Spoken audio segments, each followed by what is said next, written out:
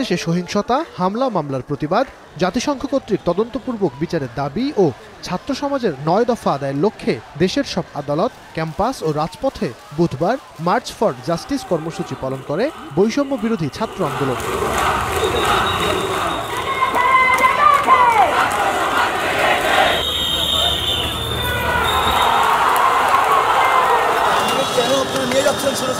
এতে অংশ নিতে ঢাকার শিক্ষার্থীরা দুপুর ১২টার দিকে হাইকোর্ট এলাকায় আসতে শুরু করে। শুরুতেই বাধা দিয়ে কয়েকজন শিক্ষার্থীকে আটক করে পুলিশ।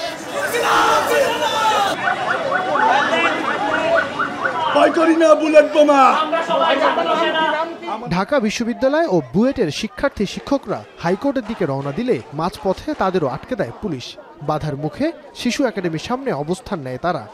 আজকে আমরা এখানে এসেছি শান্তিপূর্ণভাবে আন্দোলন করার জন্য, শান্তিপূর্ণভাবে জানান দেওয়ার জন্য বিচার বিভাগকে যে আমরা মার্চ ফর জাস্টিসের জন্য এখানে এসেছি, কিন্তু তারা শিক্ষার্থীদের কোনোভাবে আসতেই দিচ্ছে না। এরপরই বিক্ষোভে অংশ নেয় আইনজীবীরা। শিক্ষার্থীদের সংহতি জানিয়ে মিছিল করে তারা। এ সময় শিক্ষার্থীদের আটক করে নিয়ে যাওয়ার পথে আটকে দেয়া হয় একটি পুলিশ ভ্যান। শুধুমাত্র তারা ছাত্র এই পরিচয়ে তাদের তুলে নেওয়া হয়েছে। একজন মানুষ যখন আক্রান্ত হন শুধু তার পরিচয়ের কারণে, তার কোনো কর্মকাণ্ডের জন্য নয়, সেটাকে জেনোসাইড বলে, ইংরেজিতে গণহত্যা বলা হয়।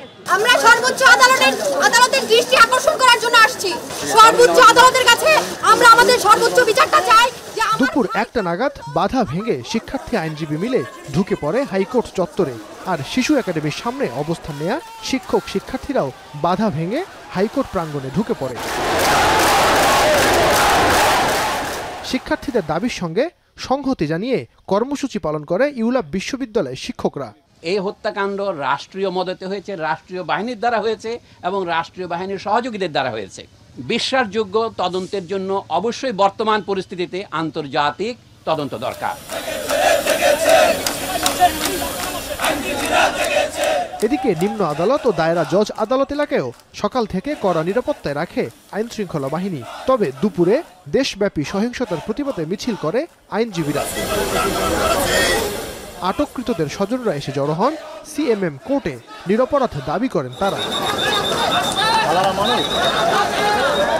ঢাকার বাইরেও দিনভর স্লোগান মুখর ছিল সড়ক মহাসড়ক। পরিস্থিতি নিয়ন্ত্রণে আগে থেকেই প্রস্তুত ছিল পুলিশ, র্যাব ও বিজিবির টহল টিম।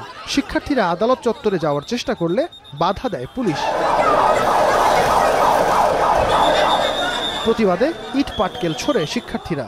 এর মধ্যে বরিশাল, খুলনা, চট্টগ্রাম, সিলেট, বগুড়া ও নরসিংদীতে পরিস্থিতি বেশ উত্তপ্ত হয়ে ওঠে।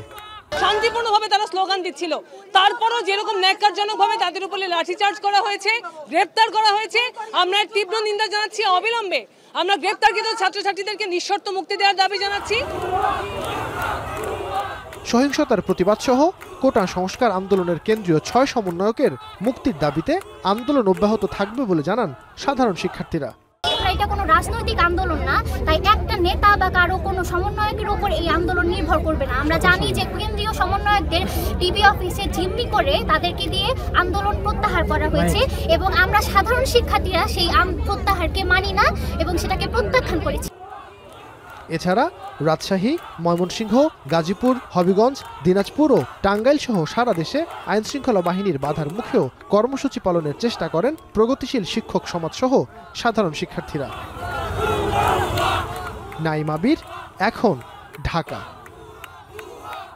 ২৫০টিরও বেশি ডিজাইন অপশন নিয়ে ওয়ালটন স্মার্ট ফ্রিজ, বোঝে আপনার প্রয়োজন।